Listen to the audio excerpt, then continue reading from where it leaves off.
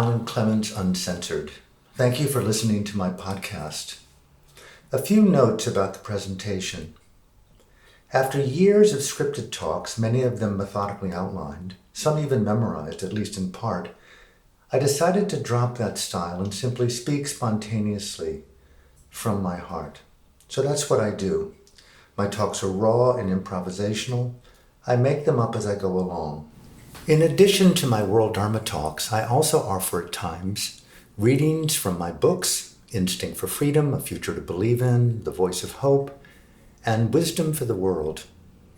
I also offer readings of my personal notes, sometimes guided meditations, dialogues from my World Dharma public forums, interviews from radio and television, and sections from my show, Spiritually Incorrect Meets Relationship Incorrect, The Great Reckoning, and the occasional conversation with someone I find interesting. I also want to express my deep gratitude to the people who have made donations to me, either a one-time or recurring donation, either on the support page of my website, alanclements.com, or pledged a monthly amount as little as $1, perhaps $3 or even $5 a month, through my Patreon site. If you're inspired to do so, you can support this podcast and my work by making a monthly pledge at Patreon. That's patreon.com, patreon.com/Alan Clements, and there you'll find my page. You can use a credit card or pay through PayPal, and your monthly pledge, that's what it takes, just a few minutes to set up, allows me not only to do my work, it allows me to create my art, use my voice, speak my Dharma, free of commercial consideration or advertisers. Thank you from my heart for taking the time to listen to my podcast, and thank you for your generous support. I hope you enjoy the presentation.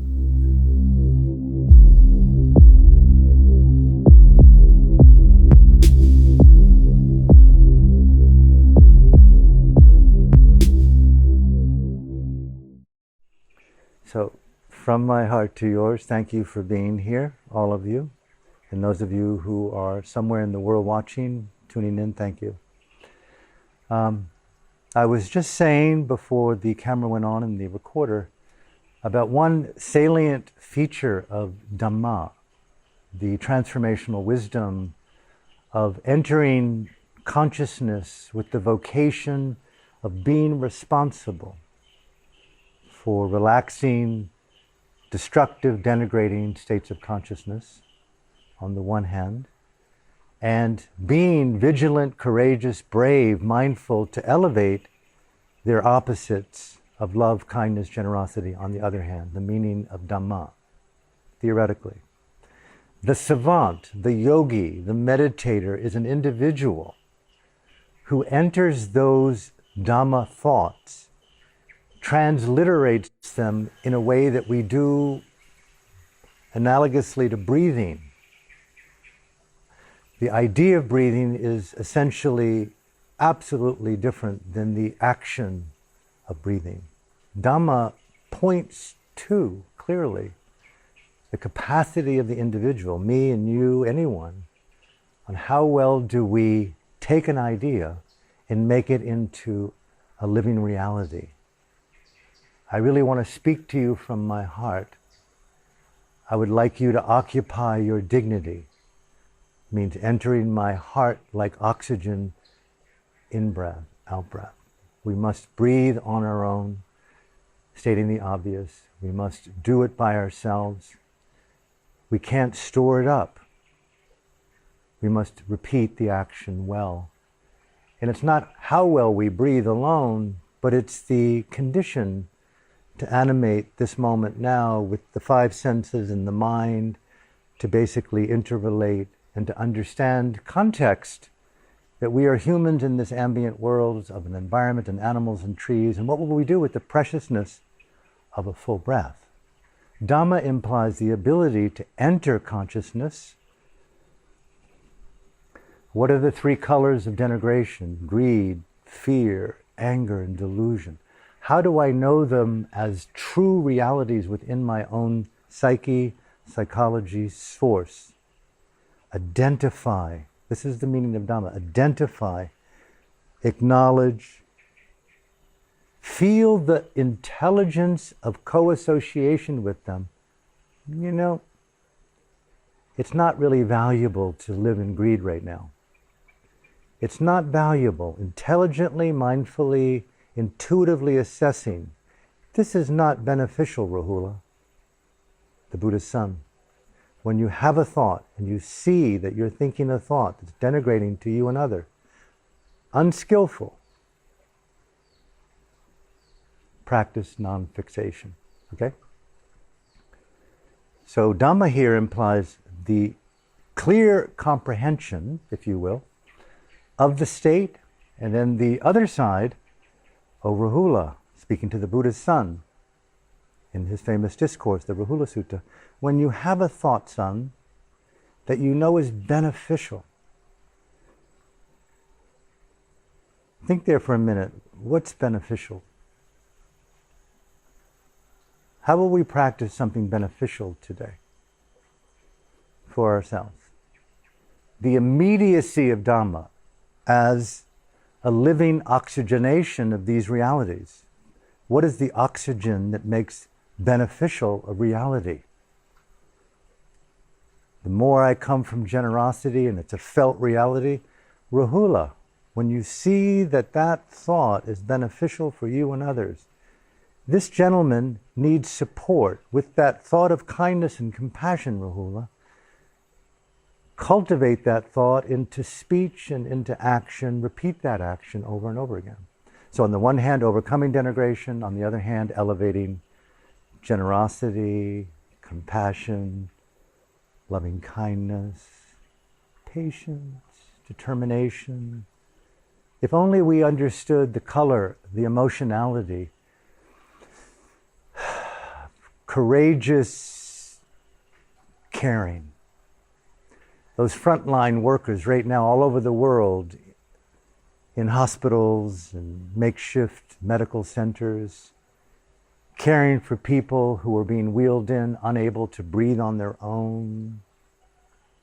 Those in hazmat suits, protecting themselves as much as humanly possible from this virus as they put life support systems on thousands of people at this very moment now. In breath. Look at how precious and fragile the breath is, yeah? Dhamma implies very intimately an inherent sanctity in being alive. It demands and asks us to be reverential, sacred, unordinary in our being. Are you there? Are you willing to rise up?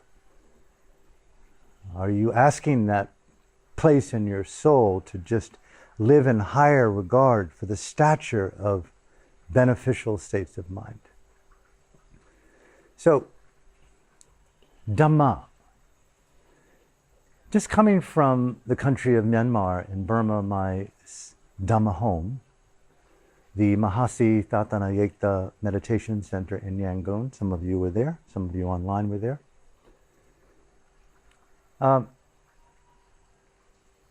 It's a center called Yekta that points to an environment that's sanctified in support of the elevation of generosity, compassion, and love, and the overcoming of what they call kilesa. Denigrating thoughts, denigrating actions, denigrating speech, anything rooted in lobha, dosa, moha, greed, anger, and delusion. They have a word for it, the Mahasi Tatana Yekta, a place where an individual turns her life into the vocation of overcoming and elevating, overcoming and elevating. If there's something to remember about meditation, overcoming and elevating, by seeing, clearly comprehending the reality of the state, SOC. Are you with me? Trying to be very, very simple with this finger painting of Dhamma thought as it's expressed through time and space, because herein lies the word Buddhang Saranang Gacchami, Dhammang Saranang Gacchami, Sanghang. I take refuge in awakening. What does it mean? Awakening in Dhamma. I'm in the yekta of life now. My monastery is there, several thousand miles away. We are in the villa of the yekta. We are in the island of the yekta. Our lives are a vocation in employment of making yekta the planet. I am taking refuge in Dhamma. I beg of you, I ask of you, do you wish to take today refuge in Dhamma awakening as basis of sanity? It may not be necessarily peaceful, but it's a touch point for me in my own personal life, and I know all of you who have done that. It gives us a basis for meaning, belief, and purpose, no matter what. I'm committing myself to the good, the true, and the beautiful, to the beneficial, the skillful, the efficacious, to the revelation of high order, frequency, thought, speech, and action. I wish to be the best that I can be. Yekta implies greatness. A very rare individual in this world. Buddhang, Saranang, Dhammang, Sanghang. I can't do it without each other. I can't feed myself alone. I can't live alone. I am among human beings and animals and plants and trees. We understand that the earth is our monastery today. It's our yekta to cultivate these heightened states of consciousness. Point one.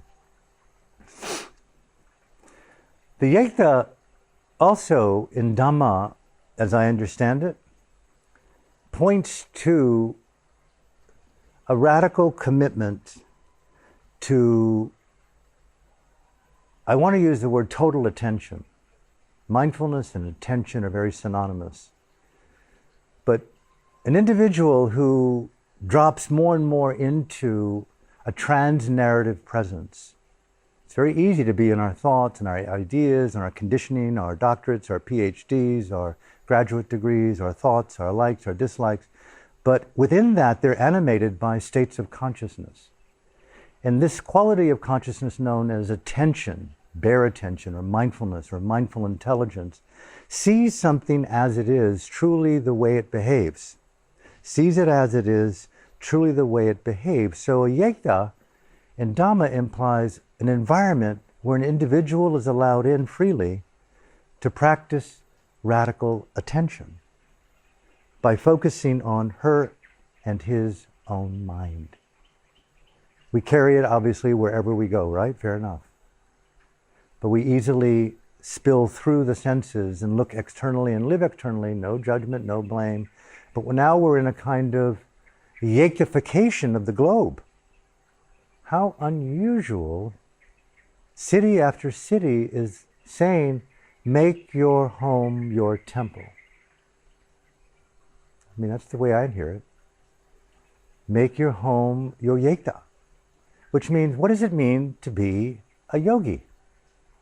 I'm going to go with the non-fixation flow. I'm going to take truth in how I've lived my life into the next environment, which means wherever I go, there I will take my mind, I will bring my Dhamma as the conviction of who I am, and I will employ as much as possible, the last half of this little presentation before we open it up, as much mindful, intelligent attention as possible to that which I do, here's the word, anyway.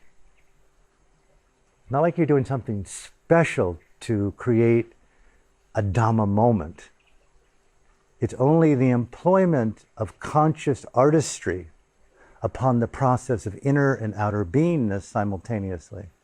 Are you with me? It's not like we're doing anything extra. We're just giving over more to, as I feel it, a conscious consciousness. Conscious consciousness. Am I a spiritual being? Intrinsically, of course. Am I a mysterious being? Overwhelmingly so. Will I probably die the way that I think right now? Probably. But what does it mean to employ Dhamma as a vocation of being within the yektification of the globe? Consciousness and conscious consciousness. Mindful conscious consciousness of Dhamma. The influencing filters of how it diminishes. How many teachers I've talked to in Burma, when they talk about kilesa within the yekta and the employment of Dhamma, talk about the physical or the physics of states of mind. How you feeling today? Great. Did a yoga class this morning. My dog's behaving. I got food being dropped into me. I mean, but really, how you feeling? Great, great. The world's closing down. Didn't like it anyway. Obviously, an exaggeration, but how many people I've seen come into monasteries, into yektas, primarily lawyers, by the way, and doctors, and government officials, and soldiers. Most every human being comes in with an attitude, a narrative, that within 48 hours completely cracks the facade of their identity. You know, all of you who were at the retreats know. And all of a sudden you go, oh my God, I'm not who I am. And all of a sudden, I got to feel something different than normally what I feel. Yekta, Dhamma. Okay, I'm going to parachute without the parachute, without the ground, without the plane. I'm in free fall, without direction, absolute up or down in an infinite universe. I'm snowflake, forming or vanishing or both. Take the dilemma out of consciousness. I heard that so often. Where do you create dukkha, suffering? Self-generated dukkha is the vocation of the yogi to understand how he or she can relax those self-constricting, often unrecognized expressions of psyche, source, and soul, so to speak, and begin to go, I have a choice. I wake up in the morning, Alan, you have a choice about how you want to be this first hour. Will you do it as a ghost? Will you do it as a habit? Or will you do it as a yogi? A yekta is the request of radical attention. What that means? Right back the way we started. As we breathe, each for ourselves, breath by breath. Think about how precious that breath is. Right now, a lot of people are fighting for the next breath. In the yekta, it was always recommended to stay in some stability with the most fragile aspect of discernible being, which is breathing. No breathing, no life. So the basis of Dhamma meditation was inhabiting the sensations that arise through breathing. Are you okay? Cutting it way back to the intimacy of the now. Taking the habit out of time, taking the future, calling the journey off, occupying multi-directional, trans-directional presence. People often marginalize the past and the future, but when you cease, from my point of view, it's not the timeless now. It's inhabiting the complexity of the flow without the convenience of location or time or person or place. It's the artistry of feeling. Meditation, whenever in doubt, where am I? Here. What do I do to employ Dhamma in the yektification of the globe? Mindfully feel. What do I feel? Inhabit the yoga of bodiness. And then what? The naturalness of the organic nature of breathing. In-breath, out-breath. It's amazing to me, no matter how big and deep and complex and real and terrifying the dilemma is, knowing that you're breathing and knowing that that reference point, that friend, that sacred ally is there for our presence to associate with is a gift. If you never hear anything else or remember anything else, may I encourage you and encourage me, be with that breathing halfway through. I took a short nap today in this room right next door. I lied down on the bed. I had thoughts. I decided to be in the yektification of my body. I said, Alan, employ Dhamma more than napping. Take the habit and the prediction out of your mind. Nothing wrong with a nap. I actually took one. How do I do that? Rather than just simply putting my hands in a convenient napping posture, I decided to yogify the nap. And I do this for years and years and years by just simply placing them on my abdomen. And I noticed my breathing, in breath, out breath. And I practiced neither wish to live nor wish to die, as I was encouraged for decades in the monastery, in the Yekta. With each out breath, I allowed the vanishing to take place. Just to share the simplest of meditations to transform a normal activity into a sacred Dhamma act. We're called upon today to bring these little moments of transitional, transformational tools and attitudes and styles of presence to engage the Dhamma wherever we are in the flow of thought, soul, psyche, and relax fear, relax greed, relax delusion, relax what am I going to do after the day? Where will I go? Am I stuck here? Thinking, breathing. There's some kind of resolution that takes place, for me, maybe you know this too, in not engaging the thought. Practice that.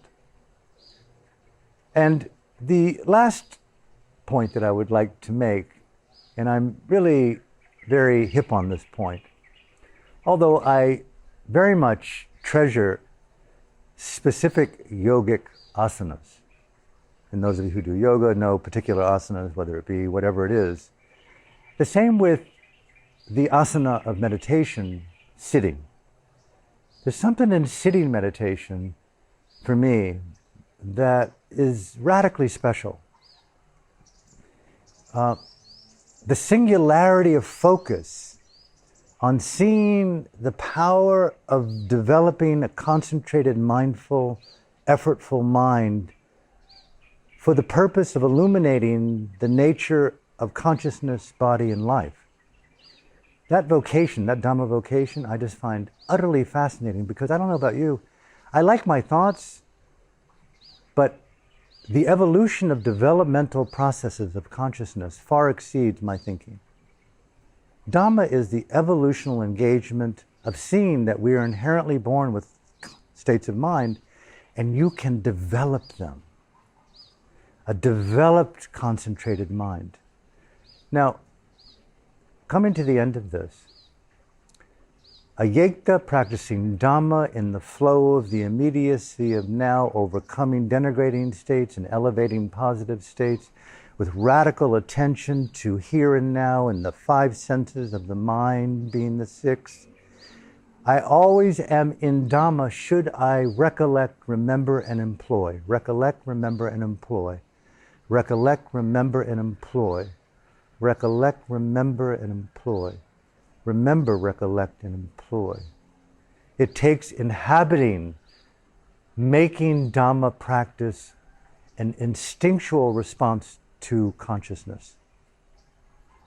Reflect upon it, write upon it, memorize it.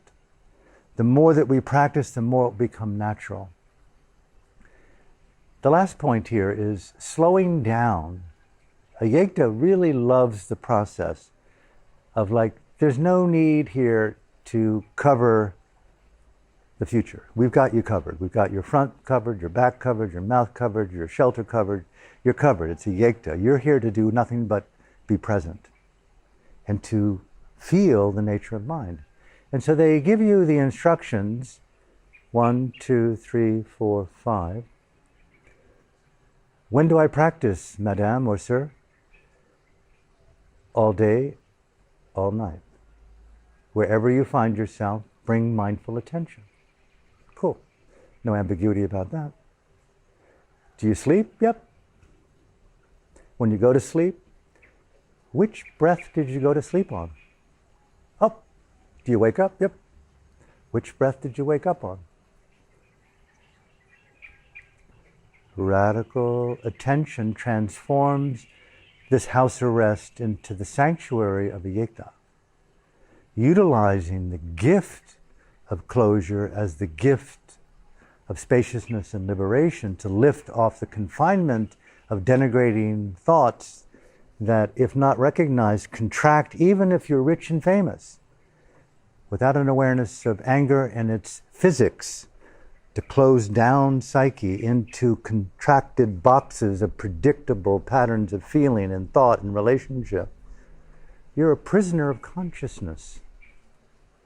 Dhamma employs the radicalization of freedom to overcome self-incarceration. When?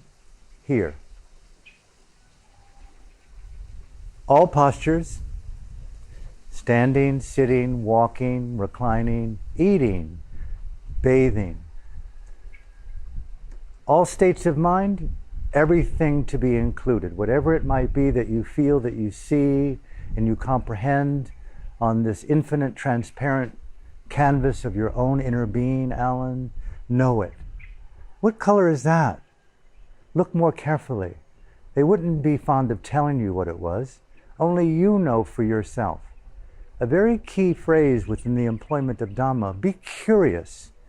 Be in some way excited by the childlike innocence of a wonderment. Return to the child. A yogi, a meditator, a Dhamma savant must come down off the pedestal of their adult certainty and become radically innocent to the openness of a new way of being, which isn't the certainty of behaviors and constructs and job, vocation. Now you're just a naked human being in the sea of totality, feeling her way into her own mind on the terms of what you've done or not done. Innocence there and self-respect will take us home. All postures, all states, all times, all context. Wherever we go, we can meditate without the apartheid of sitting or standing or a yoga asana on the mat. How well do we show up? The yekta demands of us, asks of us, to create context for revelation. It's not that you just simply slow down for slowing down's sake, although there's a lot of benefit in that, and those of you who've done that, you know. But it opens up more intuitive possibilities of spontaneous understanding. Wow, is it really a narrative that I live in fear and greed and delusion? Yeah, deeper than the emotion is a belief structure that says fear is more important than freedom. So when you stop projecting the fear to be in the immediacy of what you perceive, and you feel more deeply, it's not as if the fear goes away, but you feel more deeply the root of where it's coming from in its authentic source, which ultimately seems to be the fear of death, the fear of harm. Meditation at its most existential root is taking death out of psyche. The Buddha equated his idea of awakening, he called it the deathless. I no longer fear that which is an illusion. That which was born, that which will die. Who was born? Who dies? There is suffering, but no one who suffers. There is freedom, but no one who's freed. This is the words attributed to the Buddha. But this idea of dropping so down deep into the process of inner being,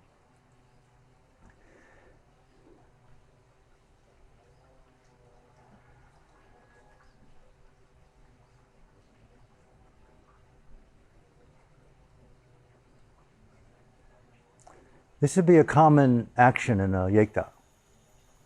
You would see some people move so profoundly slow.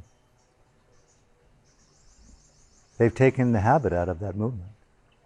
And they've been asked simply to employ present time presence, inhabiting the primary experience that's occurring. You're moving your arm from your shoulder to your fingers. Inhabit. If you ever need a reference or an ally in our so-called the yektification of our flat, apartment, or villa, wherever we are. What does it mean to meditate? More than crossing our legs, slow down. Just slow down in the conversation we have with ourselves. How slow can you go? Doesn't mean that you go slow and therefore you're wiser, but a week of this, a month of this, 2 months, people are talking longer than 2 months now. It's like, really? 3 months, 4 months, 5 months? The boogeyman's going to come 6 months, 12 months, 18 months? May it never end? Goodness. You mean I'm a full-time yogi in where I am at? At the moment, that's what's being suggested.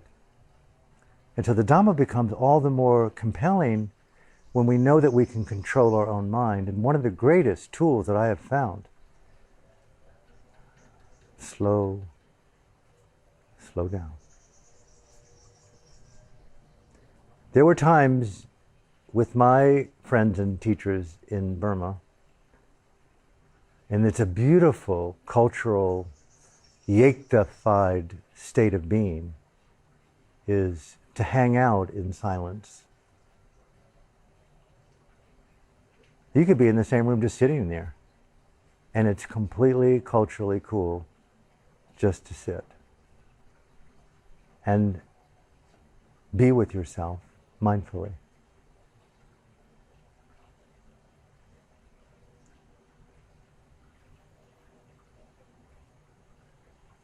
Take the need of being impressive or intelligent, the need to be humorous, all of which are beautiful and valuable, yeah. The need not to have a future, just to sit and to hang, to gaze and to look. This is when we've talked for decades on smelling the rose, looking at the rainbow, watching a line of ants. My new friend, U Win Tin, who spent 19 years without a bed or a pillow or a toilet, alone in a prison cell for his radical, nonviolent revolutionary behavior to confront totalitarianism, he would sometimes look at a line of ants for a long, long, long time. He would recite poems in his mind over months. Think about taking the time out of psyche. I think it's an incredible opportunity right now to confront the momentum. I would use the word here sparingly, the neurotic momentum forward. The capitalization of consciousness and the neurotic mimicking of this entitlement by having what I want, when I want it, how I want it. The yogi knows how to inhabit the now, not in a timeless way, but in a transformational way. I'm going to take on the vocation of the transformation of consciousness. One story about Bali, and I'll end.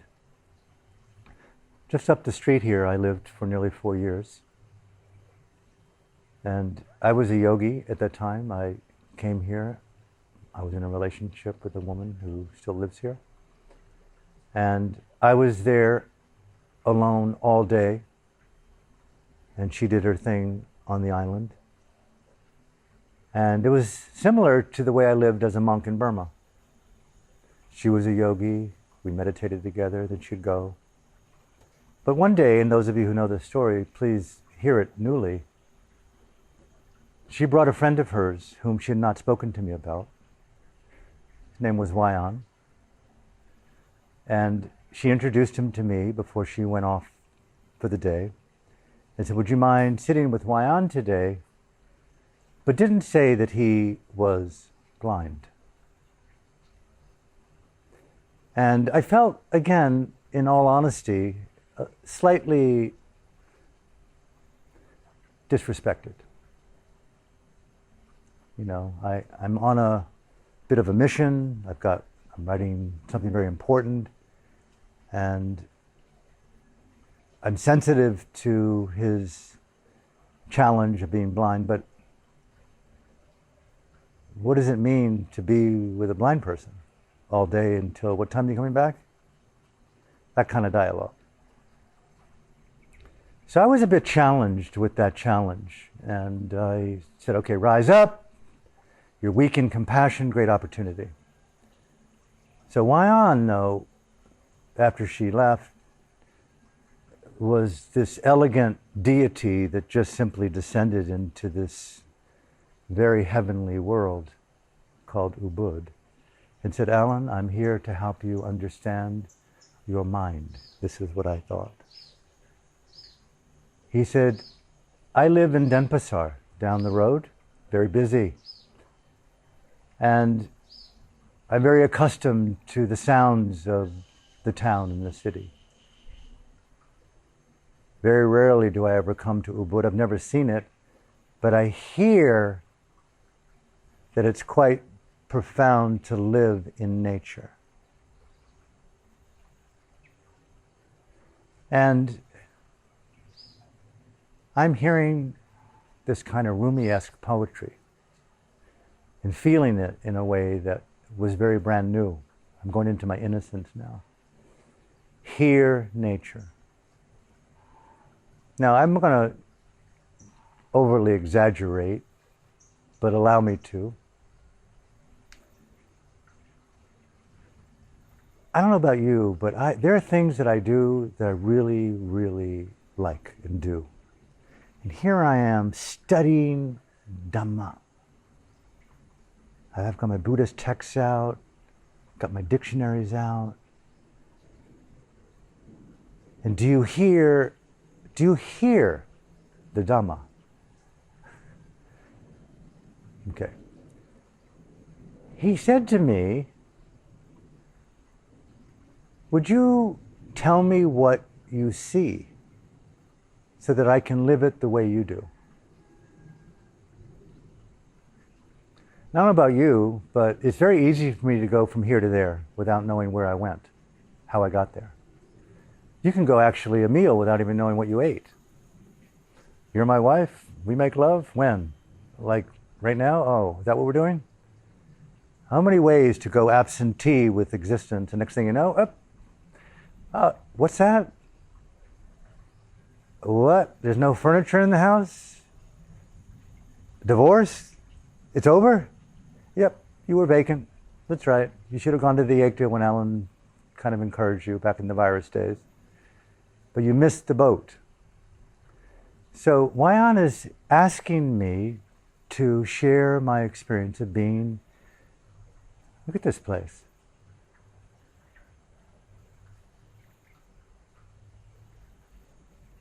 What's it like for you to be in nature? So I began to explain in a very clumsy, awkward way, okay? I'll cut to the chase. Then he asked me to show him the house in the way that I lived in it, and the things that I respected and liked, and explain to him what it was that I liked and respected and why. He wanted me to be his eyes. So I was walking around the house, not in a way that was awkward, but I noticed that by and large, I was so focused, I really was mindful of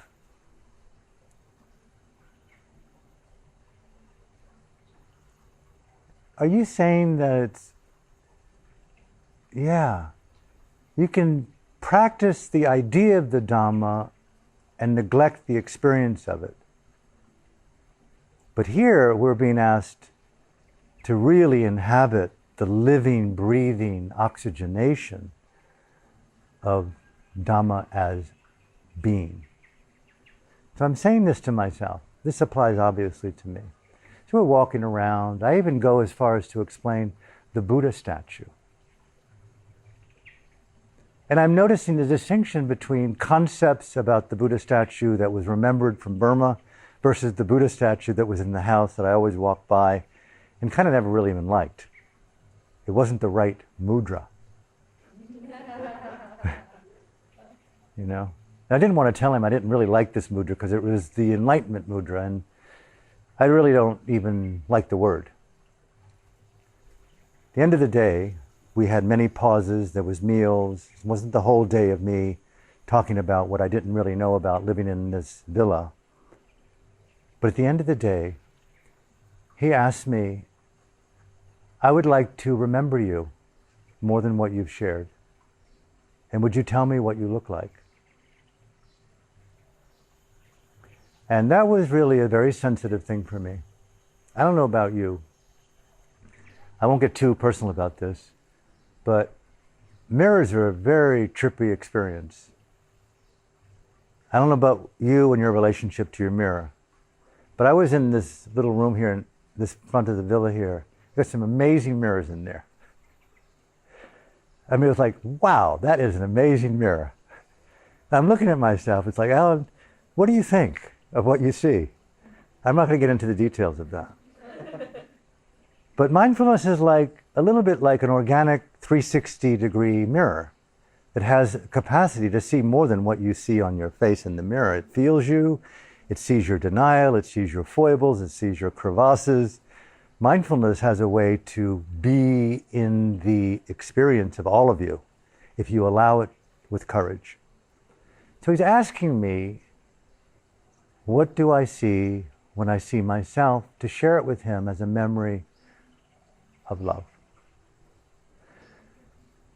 So we went into where there was the mirror, and there I am looking in the mirror, and I'm telling Wyon what I see. And it was so challenging for me to share honestly and authentically what I looked at. What do you see? I have brown eyes. I had a broken nose from a surfing accident when I was young. I had 670 scars from a tragic car accident when I was 15, going through the windshield, hitting the telephone pole. You have brown skin from being Arab American, Lebanese. You don't like your teeth, you don't like your chin, you don't like your face, you don't have enough money. What do you want me to tell you about my fucking self? I'm thinking about all this. Just, Alan, say what you fucking mean, get it over with. What's the hurry? I'm going to leave it to you to interpret what you want out of that story. How well can you yaktify, bring the Dhamma to the face of your own being, authentically taking the projection, the blame, the denigration out of it, and doing all that we can to courageously beautify inner beingness on the terms of who we are as we are, here and now, slowing down, and revealing more beautiful faces of ourselves to each other, because in a way, with our eyes wide open, we're still blind. We could be with each other in only having partial sight for a whole lifetime. I beg of you, put an entheogen called mindful intimacy into our minds. Slow down, look at each other, feel, and remember the gift, if there is a gift for you, of Wyon. What do you see when you look in the mirror of your own heart? And open to her, feel her, and embrace her. Slow down. So from my heart to yours, thank you for allowing me to speak with you and share with you and talk with you. And if I may we take 10 minutes to reflect, take notes, and to come back in 10 minutes and we can carry on with a bit of a discussion, and then we'll have another guided meditation. So 10 minutes, thank you. That has been Alan Clements Uncensored. Thank you for listening. You can find the entire list of my podcasts at alanclements.com, along with my books and upcoming events and live broadcasts. In addition, you can also book a private session with me if you wish by phone or Skype on the website. If you're a regular listener or simply feel moved to support my work, you can make a one-time donation or a recurring donation, a tax-deductible one, in any amount you feel comfortable, either on the support page of alanclements.com or a monthly pledge through my Patreon site at patreon.com/AlanClements. Alan Clements. Thank you for listening to my podcast, and thank you for sharing word of it among your friends and on social media. Thank you from my heart. Until the next time, blaze on with fearless love.